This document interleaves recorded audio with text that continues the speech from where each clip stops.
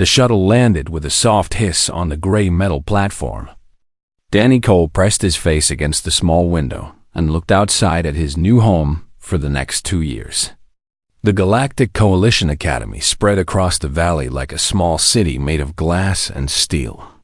Towers reached toward the purple sky of Velroth Prime, and thousands of beings moved between the buildings like ants in a colony. "You ready for this?" asked Katie Morris from the seat beside him. Danny turned to look at his fellow human recruit. Katie had short brown hair and sharp green eyes that never seemed to miss anything. They had trained together back on Earth for 6 months before being selected for this program. Out of 10,000 applicants, only 12 humans had made the cut. "Ready as I'll ever be," Danny said. He was a tall man with broad shoulders and a calm face that rarely showed what he was thinking. Back home in Texas, he had worked as a paramedic before joining the Earth Defense Initiative. He had seen plenty of strange things in emergency rooms, but nothing could have prepared him for this. The shuttle door opened and warm air rushed inside. It smelled different here. Not bad, just different. Like copper and flowers mixed together. The 12 humans walked down the ramp in a single line. Waiting for them at the bottom was a creature unlike anything Danny had ever seen. It stood nearly 7 feet tall on 4 thin legs. Its body was covered in shimmering blue plates that looked like armor made from sapphires. 2 large black eyes studied the humans with obvious curiosity, and its mouth was a collection of clicking mandibles that moved constantly. "Welcome to Velroth Prime," the creature said. Its voice was surprisingly smooth, though it had a clicking undertone. "I am Instructor Zorval. I will be responsible for your training during your time at this academy." Danny noticed that Zorval looked at them the same way a scientist might look at unusual lab specimens. There was interest there, but also something else. Doubt, maybe, or pity. "Follow me," Zorval said. "I will show you to your quarters." The humans followed the tall insectoid through the winding paths of the academy. Other cadets stopped to stare at them. Danny saw creatures of every shape and size. Some looked like walking lizards with scales of gold and silver. Others resembled floating jellyfish, their transparent bodies pulsing with soft light. A few looked almost human, except for small differences like extra eyes or skin in shades of blue and green. "Everyone is looking at us," Katie whispered. "Can you blame them?" Danny replied, "We're probably the weirdest things they've ever seen." Katie snorted. "Speak for yourself." Zorval led them to a building near the edge of the campus. It was smaller than the others and looked older. The walls were plain gray metal, without any of the decorative touches Danny had seen on the other structures. "This will be your living space," Zorval explained. "It has been modified to accommodate human biological needs. The temperature and atmosphere inside match your home world." "Thanks," said Danny. "We appreciate that." Zorval's mandibles clicked in what might have been surprise. "You are welcome. I must admit, I did not expect you to survive the journey here. Your species is quite fragile by galactic standards." Katie raised an eyebrow. "Fragile?" "Yes," Zorval said, as if stating an obvious fact. "Humans come from a Class 12 death world. Most species from such planets never develop space travel.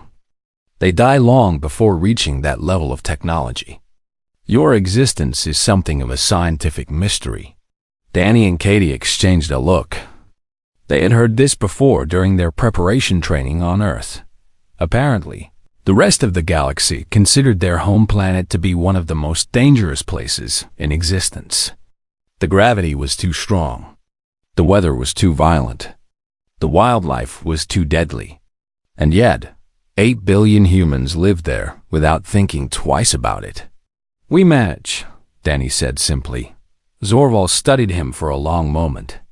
"Indeed, that is precisely why you are here. The Coalition wishes to understand how your species survives. And perhaps, if you prove capable, you may join our ranks as soldiers."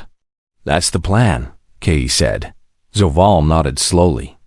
Training begins tomorrow at first light. I suggest you rest. The other cadets have been preparing for years. You will need every advantage you can find.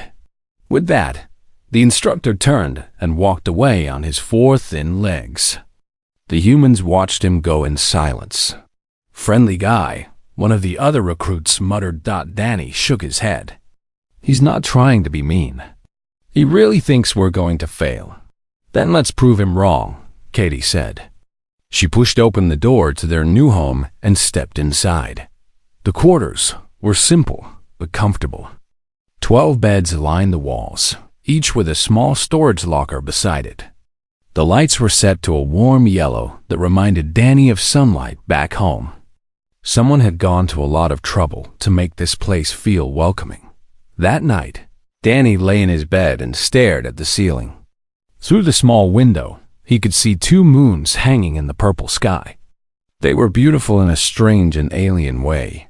He thought about what Zorval had said. A Class 12 death world.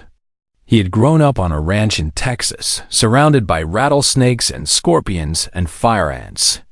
He had learned to swim in a lake where alligators sometimes wandered too close to shore. He had driven through tornadoes and survived summer heat that could kill a man in hours. And all of that was just normal life on Earth. Danny smiled to himself. The galaxy thought humans were fragile. They thought Earth was a death trap that should have killed his species long ago. But they had it backwards. Earth had not almost killed humanity. Earth had made humanity strong. Tomorrow, training would begin. Danny did not know what challenges waited for him at this academy. But he knew one thing for certain. He had survived Earth for 28 years. He could survive anything this place threw at him. He closed his eyes and fell asleep, dreaming of Texas sunsets and the sound of coyotes howling in the distance. In the morning, the real test would begin. And Danny Cole was ready. The medical bay on Velrith Prime was the most advanced facility Danny had ever seen. Machines hummed softly along the walls, displaying holographic readouts in languages he could not understand. Robotic arms moved with perfect precision, collecting samples and running tests. Everything was clean and white and smelled faintly of something chemical. Danny sat on an examination table in the center of the room. His arm had been poked, scanned, and analyzed more times in the past 3 hours than he could count. The welt from the Valoran stinger was almost completely gone now, leaving only a faint pink mark on his skin. Around him, a dozen alien scientists moved in a constant flurry of activity. They spoke to each other in rapid bursts of clicks and whistles, occasionally pointing at Danny or at the screens displaying his biological data. Zorval stood in the corner, watching everything with his large black eyes. The chief medical officer was a creature called Dr. Narration. She belonged to a species Danny had not encountered before. Her body was long and serpentine, covered in smooth purple scales. Instead of arms, she had dozens of thin tentacles that moved constantly, manipulating instruments and gesturing as she spoke. "Run the toxin analysis again," Dr. Narration ordered. "There must be an error in the data." "We have run it 7 times, one of her assistants replied. "The results are consistent." Dr. Narration slithered closer to Danny and studied his face with her yellow eyes. "You absorbed a dose of Valoran venom that should have killed you 12 times over. Your body simply treated it as a minor irritant. This should not be possible." "Sorry," Danny said. He was not sure what else to say. "Do not apologize. Explain." Dr. Naration's tentacles waved impatiently. "What mechanism allows your species to survive such exposure? Do you have redundant organ systems? Natural venom immunity? Some form of rapid cellular regeneration?" Danny shrugged. "None of that as far as I know. We're just humans. Nothing special." The door to the medical bay slid open, and Katie walked in. She had been kept in a separate room for her own examination. though the scientists had been much less interested in her since she had not been stung. "How are you feeling?" she asked Danny. "Fine.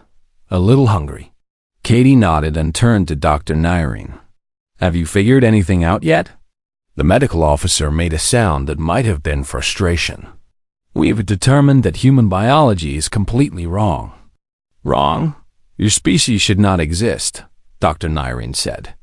"Based on the data we have collected, your home world should have killed you millions of years ago. The gravity alone is enough to cause permanent damage to most species. The radiation from your sun is extremely dangerous. Your atmosphere contains a corrosive gas that your people breathe constantly." "Oxygen?" Danny asked. "Yes, oxygen."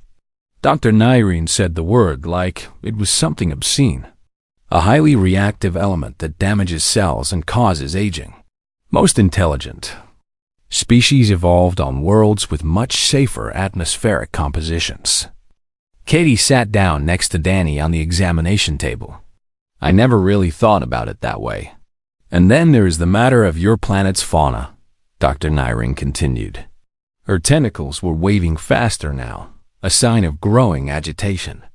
"We have been researching Earth since your species made contact with the Coalition.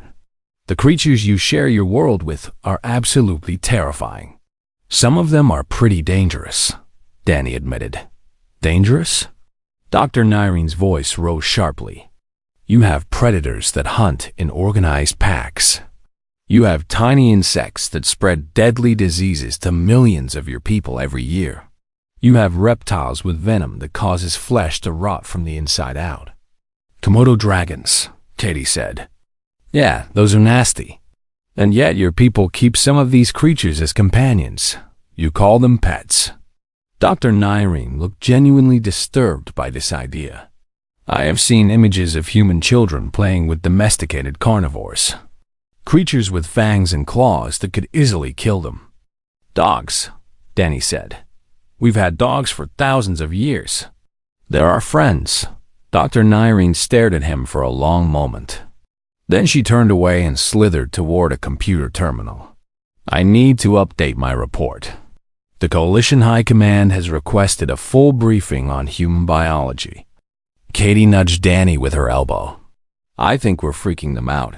Seems like it." Zorval approached them from his corner of the room.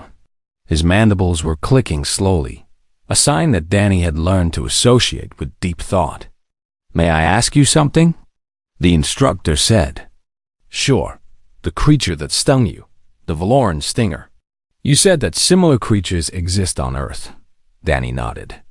"Box jellyfish. They live in the ocean near Australia. And your people swim in those waters, knowing these creatures are present?" "Some people do, yeah. There are warning signs at the beaches. Most folks are careful, but sometimes people get stung anyway." Zorval's clicking grew faster. "And when they are stung, what happens?" "Depends on how bad it is," Katie answered. "A minor sting just hurts a lot. A bad sting can cause heart failure. We have treatments that help, but sometimes people die. But not always. No, not always. Humans are pretty tough, I guess." Zorval was silent for a moment. When he spoke again, his voice was quieter than Danny had ever heard it. "When you first arrived at this academy, I believed your species would fail. I thought you were fragile creatures from a nightmare world, surviving only through luck. I was wrong." Danny looked at the instructor with surprise. "You're not the first person to underestimate us." "I understand that now." Zorval's large eyes met Danny's. "Your world did not almost destroy your species. Your world created your species. Every danger, every predator, every poison made you stronger. You are not survivors of a death world. You are products of one." Katie smiled. "That might be the nicest thing anyone has said to us since we got here." Dr. Narration called out from across the room. "I have finished my preliminary report. The Coalition High Command wants to speak with both humans directly." Danny slid off the examination table and stretched his arms. The pink mark on his forearm had faded completely now. What did they want to talk about? He asked. Dr. Narene's tentacles curled in what might have been amusement. I believe they want to discuss reclassifying your species. Currently, humans are listed as a minor primitive race from the Outer Rim. Based on today's events, that classification may need to change significantly. Danny and Katie exchanged a look. This should be interesting, Katie said. They followed Dr. Narene out of the medical bay, leaving Zorval alone with the machines and the holographic displays, showing impossible data about impossible creatures from an impossible world. The instructor stood there for a long time, clicking his mandibles and thinking about everything he thought he knew. 3 weeks had passed since the humans arrived at the academy. Danny and Katie had fallen into a routine of training, studying, and trying not to stand out too much. It was not easy. Everywhere they went, other cadets watched them with wide eyes and whispered to each other in languages they could not understand. The other species at the academy came from worlds that Danny could barely imagine. The Dracoth were tall reptilian creatures with scales that changed color based on their mood. The Valari looked like floating clouds of silver mist that somehow held together in a vaguely humanoid shape. The Keleth, like Instructor Zerval, were insectoid beings with hard shells and multiple limbs. And then there were the humans, soft, squishy, made of meat and bone and not much else. Today's lesson will be held in the Hazard Awareness Chamber, Zorval announced at morning assembly. All cadets will attend. This is mandatory training for anyone who wishes to serve in Coalition space. Danny followed the crowd of cadets through the winding hallways of the academy.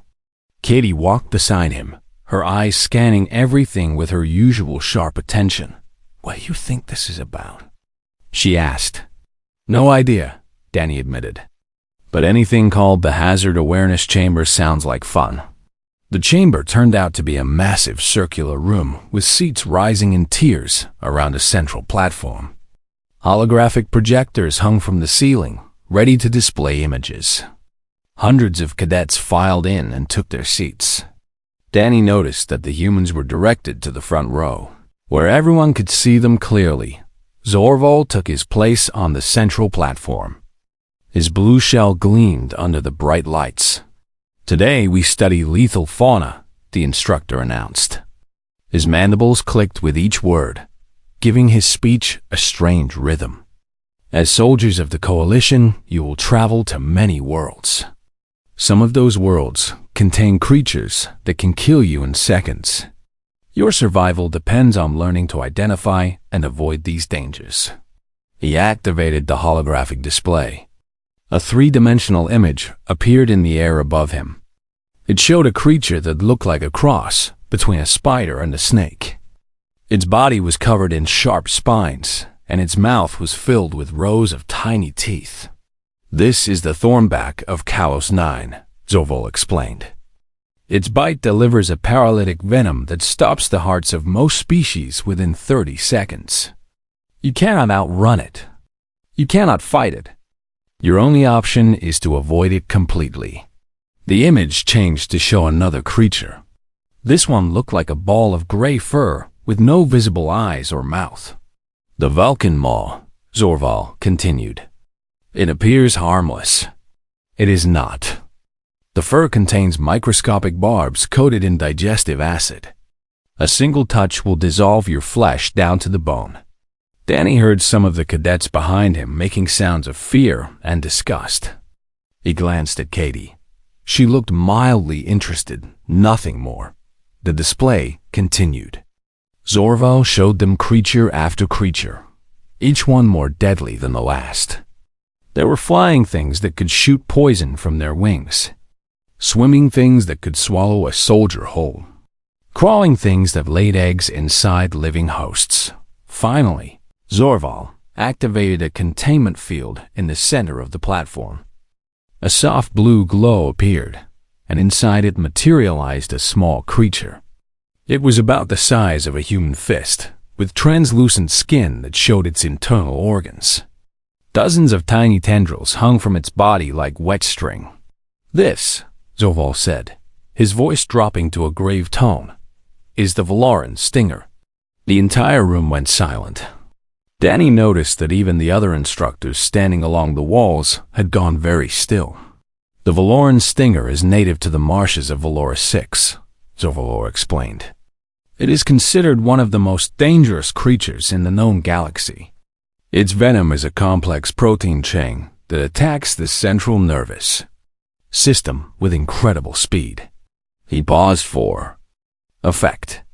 "A single touch from one of these tendrils delivers enough neurotoxin to kill a fully grown caloth in 4 seconds. There is no antidote. There is no treatment. If you are stung, you will die." A Dracoth cadet sitting behind Danny made a whimpering sound. Danny could see that the reptile's scales had turned pale white with fear. "How does it hunt?" Danny asked. Zorval turned his large black eyes toward the human. "It drifts on air currents and waits for prey to pass beneath it. Then it drops onto its victim and delivers the sting. The prey dies almost instantly. The stinger then feeds on the remains." Katie leaned forward in her seat. "What's the exact composition of the toxin? Is it protein-based or alkaloid?" Zorval's mandibles clicked in what Danny had learned to recognize as surprise. In 3 weeks of classes, no cadet had ever asked such a technical question. "It is a complex protein chain," the instructor said slowly. "Similar in structure to certain neurotoxins found on other worlds." "Why do you ask?" Katie shrugged. "Just curious. It looks a lot like something we have back home." The room went very quiet again. Zorval stared at the human woman with an expression that Danny could not read. "You have creatures like this on Earth?" "Sort of," Katie said. "We have these things called box jellyfish. They live in the ocean near Australia. Their venom works pretty much the same way you described. Attacks the nervous system, causes cardiac arrest." "And your species survives contact with these creatures?" Danny spoke up. "Sometimes, if you get treatment fast enough. But yeah, a box jellyfish sting is pretty bad. People die from them every year."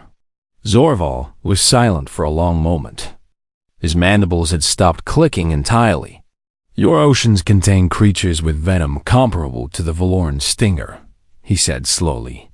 "And yet your people swim in those oceans." "Well, yeah," Danny said. "We also surf in them. And scuba dive. And fish. For recreation?" "Mostly, yeah." Zorval looked at the small creature floating in the containment field. Then he looked at the 2 humans sitting in the front row. His mandibles began clicking again, faster than Danny had ever heard. "This concludes today's lesson," the instructor announced abruptly. "You are all dismissed. Except for the humans. I would like to speak with you privately." The other cadets filed out of the chamber, casting curious glances back at Danny and Katie. When the room was empty, Zorval deactivated the containment field and approached the 2 humans. "Tell me more," he said quietly. "Tell me everything about what lives on your world." Danny and Katie exchanged a look. This was going to be a long conversation. The practical examination was scheduled for the 6th week of training. Danny had been looking forward to it ever since they announced the details. Unlike the classroom lessons, this test would take place in a simulated hostile environment. The cadets would have to navigate through dangerous terrain, identify threats, and reach a safe extraction point. "Remember," Zorval had told them during the briefing, "this simulation is designed to be realistic. The creatures you encounter will behave exactly as they would in the wild. However, all specimens are contained within safety fields. You cannot be harmed." Danny had noticed the instructor looking at the humans when he said that last part. Ever since their conversation after the Valoran stinger demonstration, Zorval had treated them differently. There was less pity in his eyes now, more curiosity, maybe even a little respect. The simulation chamber was enormous. It covered nearly a square mile of underground space, filled with artificial jungles, swamps, and rocky terrain. The ceiling displayed a realistic sky that changed from day to night as the exercise progressed. It was impressive technology, far beyond anything humans had developed. Danny's squad consisted of 8 cadets. Besides himself and Katie, there were 2 Drakith named Voss and Kira, a Valari called Shimmer, and 3 Kelith, whose names Danny still could not pronounce properly. They called them Click, Snap, and Buzz based on the sounds they made most often. "Stay together," Voss said. He was the squad leader, chosen because of his experience in previous simulations. His scales were a deep green color that blended well with the artificial jungle around them. "Watch where you step. Call out any threats you see." They moved through the dense vegetation in single file. Danny stayed near the middle of the group, his eyes scanning the trees and undergrowth for any sign of danger. The air was thick and humid, and strange sounds echoed from every direction. "Contact left," Katie called out softly. "Thornback in the trees. About 20 meters." Everyone froze. Danny looked where she was pointing and saw the spider-snake creature watching them from a high branch. Its spines glistened with moisture in the artificial sunlight. "Go around," Voss ordered. Slowly, no sudden movements. They circled wide around the Thornback's territory. The creature watched them go, but did not attack. Danny let out a breath. He did not realize he had been holding. They continued through the jungle for another hour. Twice more, they encountered dangerous creatures and had to find alternate routes. The Valari named Shimmer proved especially useful. Her misty body could slip through small gaps to scout ahead without being noticed. "Extraction point is just ahead," Voss announced. "Through that swamp area. Stay on the marked path and we should be fine." The swamp was exactly as unpleasant as Danny had expected. Dark water covered the ground up to their knees, and twisted trees blocked most of the light. The path was barely visible, marked only by small glowing stones placed at regular intervals. They were halfway through when the first was barely visible, marked only by small glowing stones placed at regular intervals. They were halfway through when the path was barely intervals. Alarms started. Red lights flashed throughout the chamber. A loud siren filled the air. Danny heard Zorval's voice over the speakers, but it was hard to understand through the noise. "Containment failure," Shimmer translated.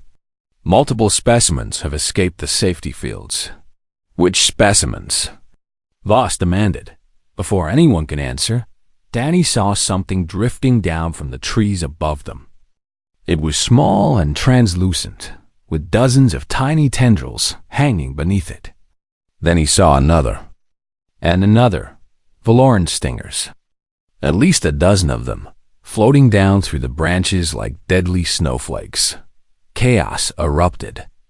Cadets scattered in every direction, splashing through the dark water without any thought for the marked path. Danny heard screaming. He heard Zorval shouting evacuation orders. He heard the wet sounds of bodies crashing through vegetation. Katie grabbed his arm. "Move! We need to get out of here." They ran together through the swamp, trying to keep their heads low and avoid the floating death above them. Danny could see the edge of the simulation area ahead. Emergency exits had opened in the walls, glowing with bright white light, almost there. Just a few more steps. Something soft landed on his forearm. Danny stopped running. He looked down and saw a Valoran stinger sitting on his bare skin. Its translucent body pulsed slowly. Its tendrils were pressed flat against his arm, and he could feel a burning sensation spreading from the point of contact. "Danny!" Katie screamed. He heard other voices shouting. Someone was calling for medical assistance. Someone else was saying that it was too late, that the human was already dead. But Danny was not dead. He was standing very still, looking at the creature on his arm with an expression of mild annoyance. "Ow," he said. The burning sensation was getting stronger. It felt like someone was pressing a hot needle into his skin. Definitely unpleasant, but not the worst pain he had ever experienced. Not even close. He reached down with his other hand and flicked the stinger off his arm. The creature tumbled through the air and landed in the water with a small splash. Danny brought his boot down on it before it could float away. The screaming had stopped. Danny looked up and saw every cadet in the area staring at him with expressions of absolute shock. Even the Valari, who had no face, seemed to be frozen in disbelief.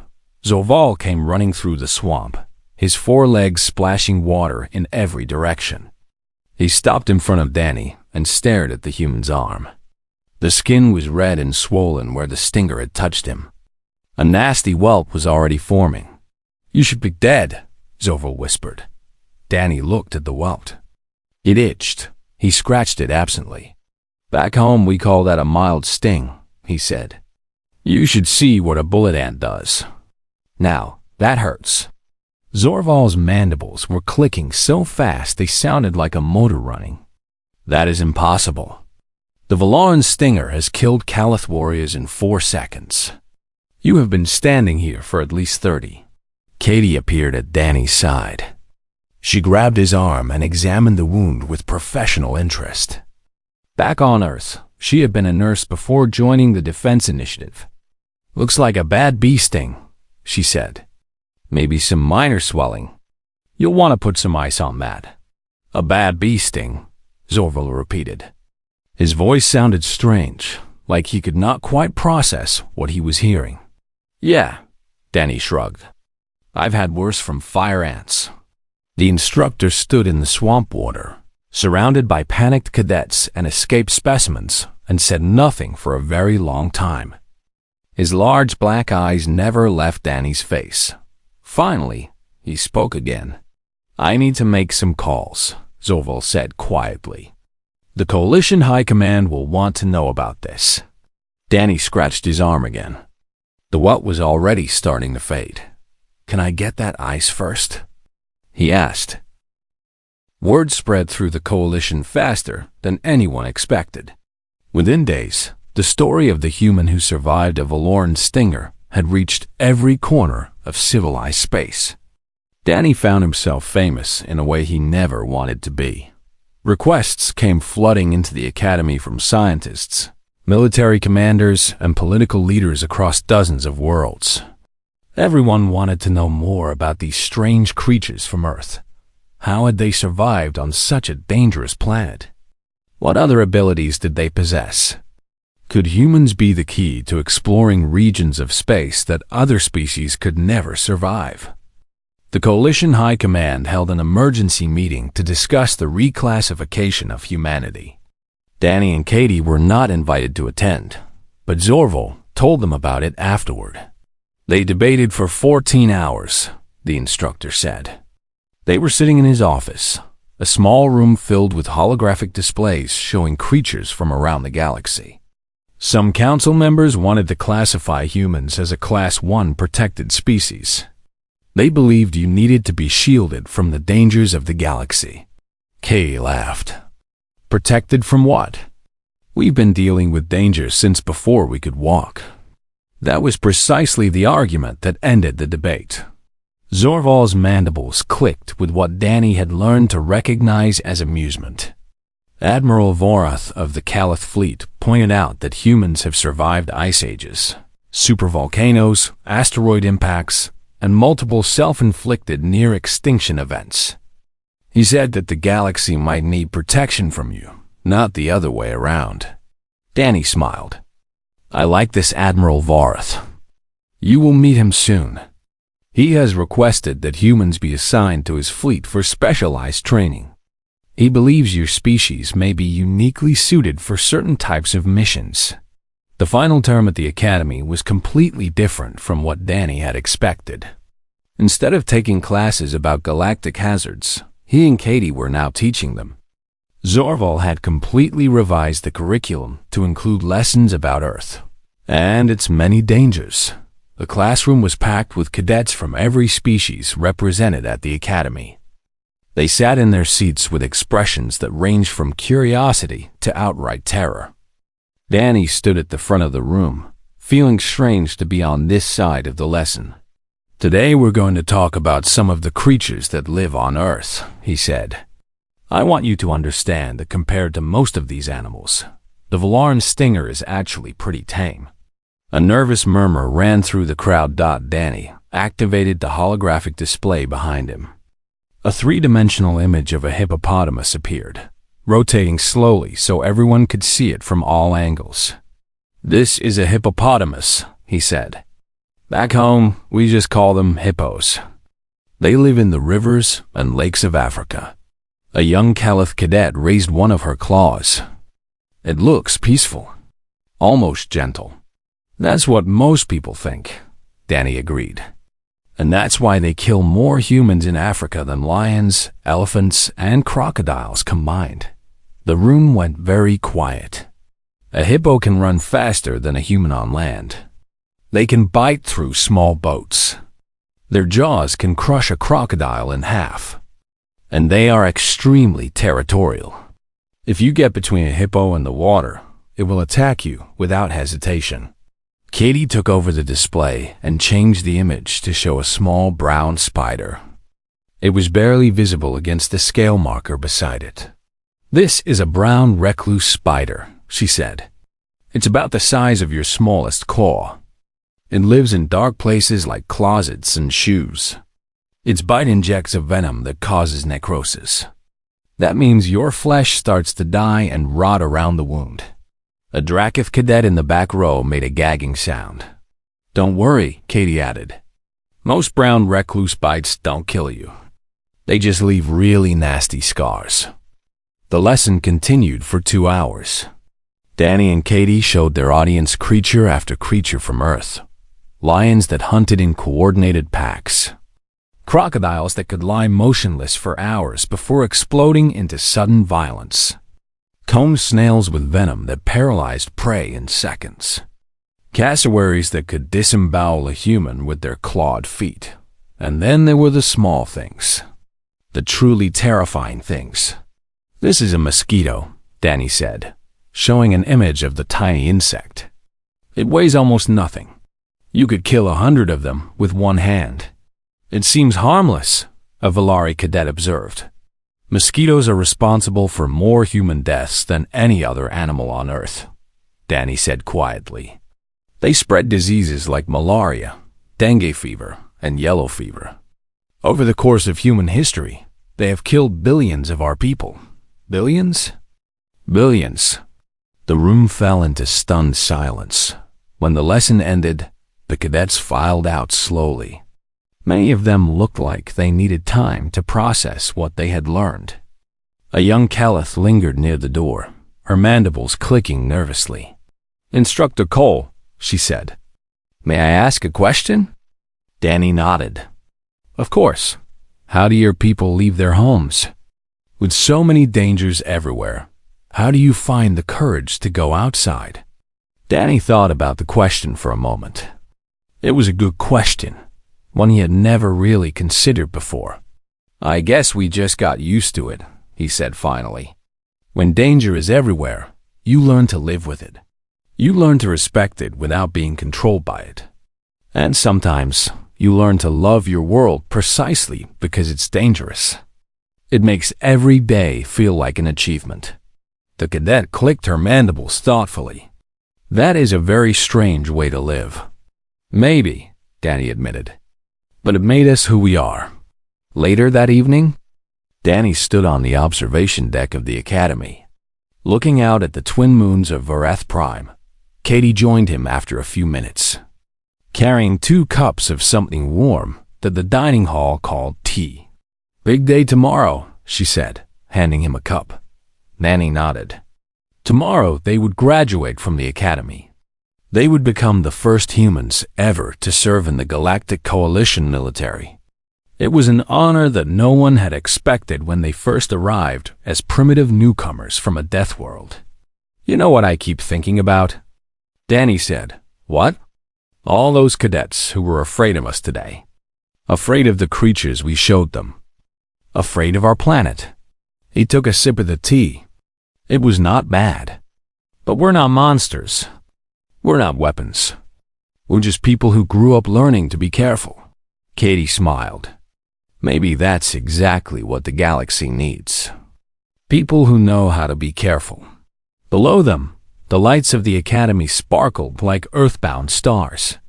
Thousands of cadets from hundreds of species were preparing for their own journeys into the unknown.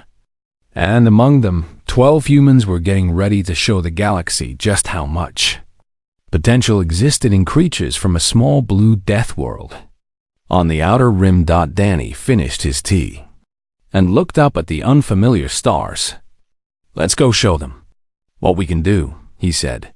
Katie raised her cup in a toast. To Earth. To Earth, Danny agreed.